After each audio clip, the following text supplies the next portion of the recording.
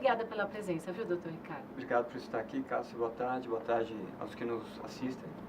Eu fiquei muito feliz, porque assim, ó, doutor, vou ser bem sincero, eu converso com pessoas de todas as idades, enfim, de vários setores da sociedade, tanto de segmentos, atividades, como também de classes sociais.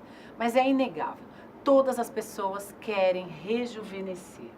Como fazer isso de uma maneira segura quando se trata de lifting? Primeiro, o que é lifting? As pessoas às vezes escutam, ah, minha amiga fez, a parente fez, a artista da televisão fez. Mas o que é realmente? O doutor vai explicar para nós. Então, Cássia, lifting vem do inglês elevar. Tá. Né? A cirurgia que está associada com lifting tem um termo mais técnico, que é ritidoplastia. Rítido quer dizer rugas e plastia quer dizer plástica. Ou seja, para tirar rugas mesmo. Plástica das rugas. Então, o nome mais correto é esse, mas a gente importou dos Estados Unidos. Então, lifting facial é a cirurgia.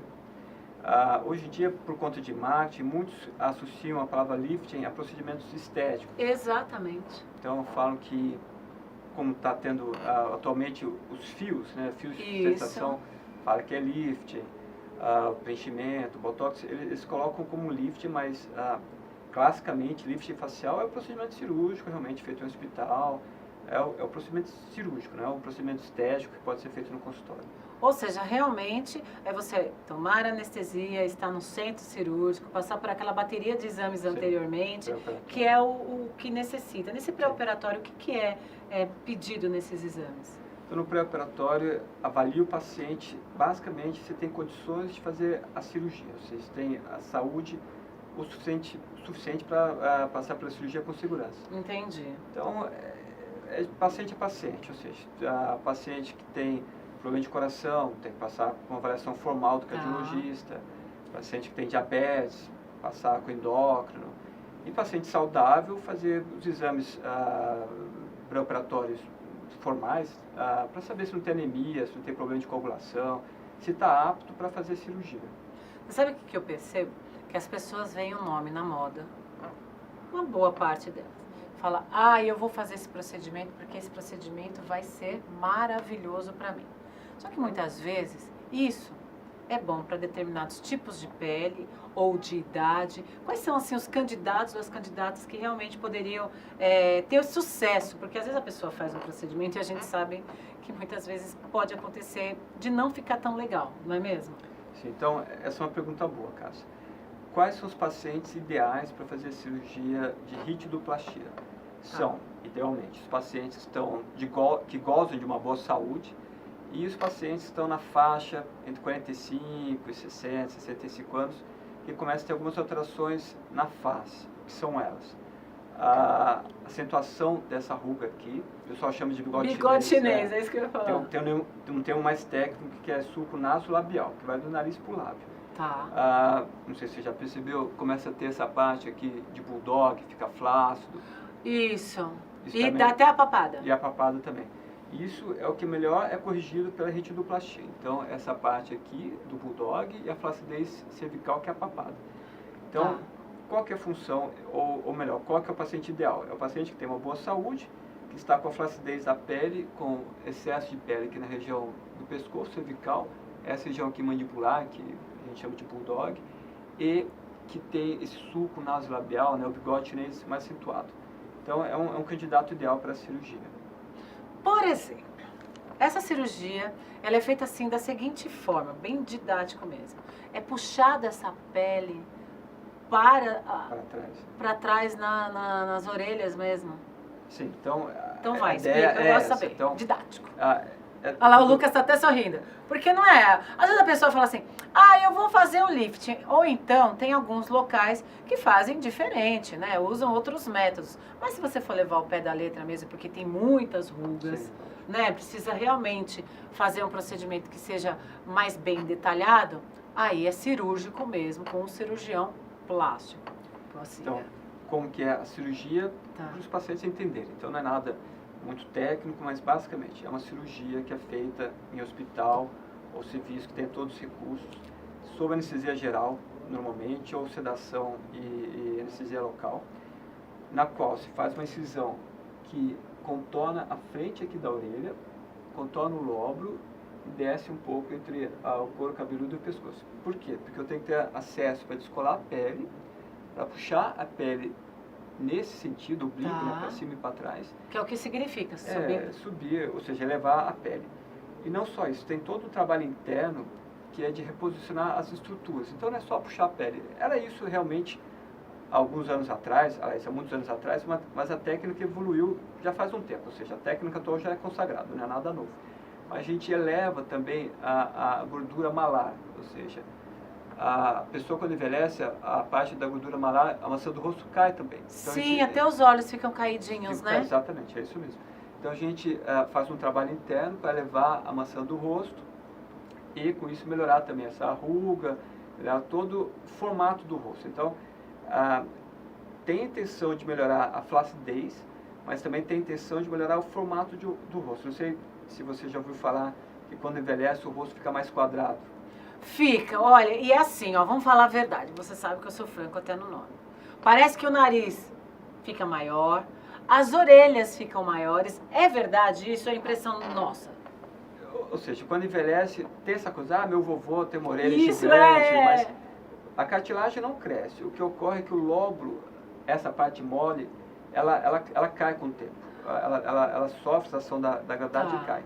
Então, o lóbulo, essa parte da orelha, fica maior de fato. Então, a orelha parece que é maior, mas a cartilagem não cresce, isso é mito. E do nariz, com o tempo, o nariz ele cede um pouco.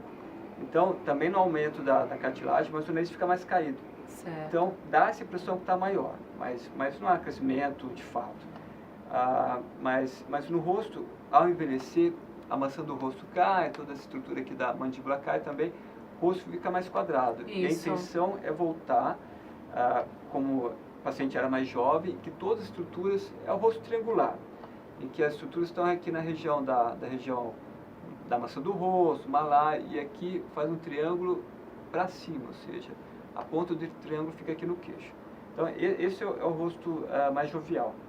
Então, ou seja, a cirurgia não é somente corrigir, também. As rugas e tal, mas sim fazer um contorno facial, total do rosto. Exato. Poxa, tá vendo, gente? Que bacana isso, né? Saber que realmente quanto tempo leva para fazer uma cirurgia dessa. Depende de pessoa para pessoa ou tem um tempo em média que é para todos, vai?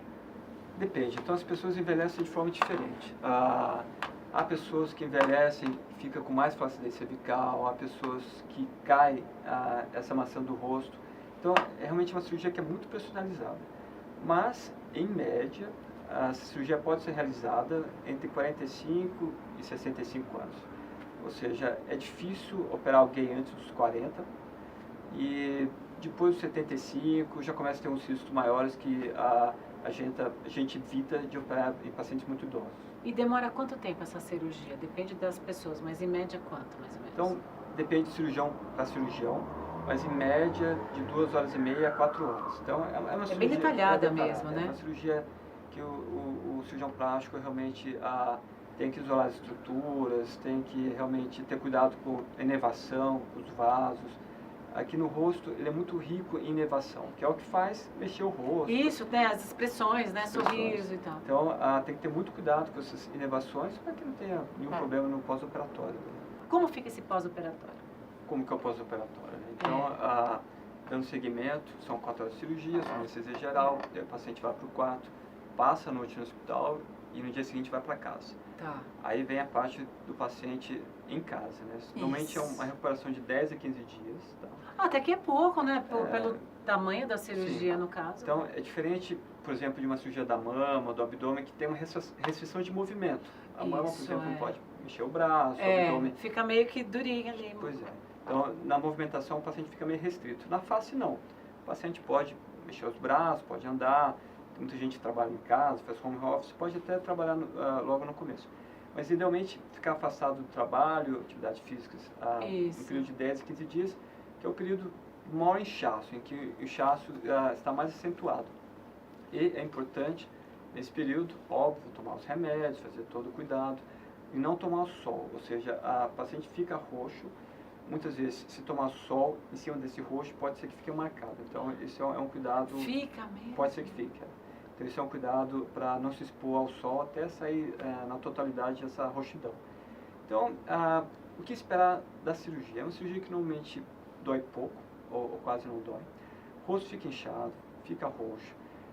Depende de paciente para paciente. Tem pacientes que ficam mais roxos, pacientes que ficam menos roxos, mas normalmente a queixa de dor não é o que incomoda mais. É importante dizer também, eu sempre trago, e o médico honesto também vai falar quais são os riscos, né, da cirurgia. Isso, os riscos, e também optar por um bom cirurgião ou uma boa cirurgiã, né?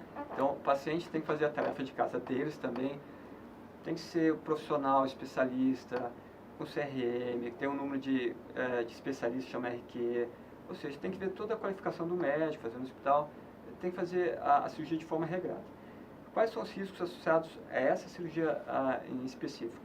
Basicamente, é risco de sangramento, então pacientes que têm pressão alta, a pressão tem que estar controlada para que não tenha hematoma, não tenha sangramento. Risco de infecção, que é muito raro, mas mesmo assim a gente dá antibiótico. Lógico. E risco de, não sei se você já ouviu falar, trombose, que a perna fica inchada. Nossa, já, e você sabe que hoje na TV, né, uma conhecida até comentou sobre isso, de trombose, e ela anda, né?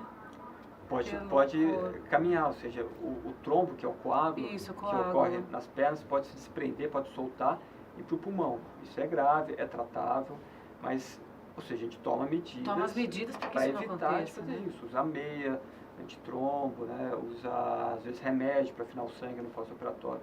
Ou seja, o paciente tem que estar ciente que os riscos são baixos, tudo na vida tem risco, mas não são nulos, né? Não são zeros.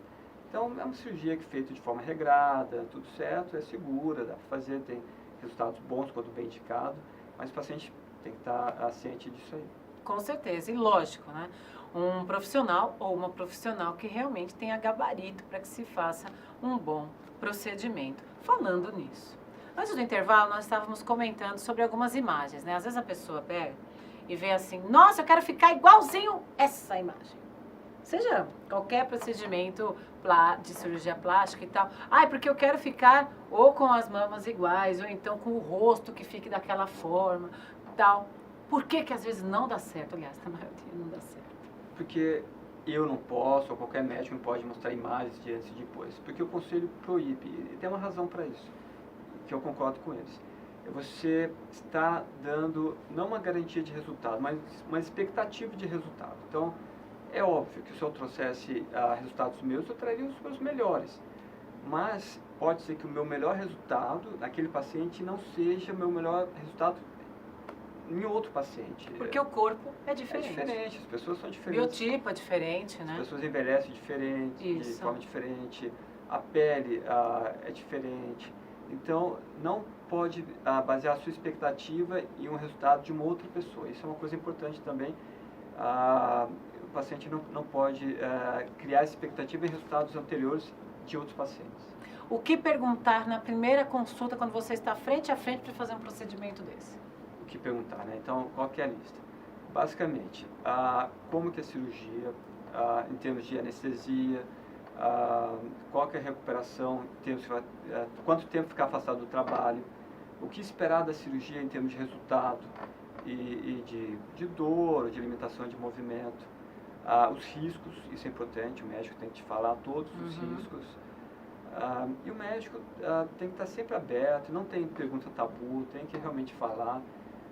O paciente tem que perguntar isso, pelo menos. Né? E falar assim, doutor, para mim, como que eu devo alinhar minha expectativa? Ou seja, o quão benéfico que vai ser essa cirurgia no meu caso. Então, tudo isso é algo que tem que ser conversado no consultório. Por quê? Porque normalmente a insatisfação ocorre na diferença entre a expectativa e o resultado. Ou seja, se a expectativa é muito alta, e o resultado é alto também, mas embora menor que a expectativa, esse espaço vai ser insatisfação.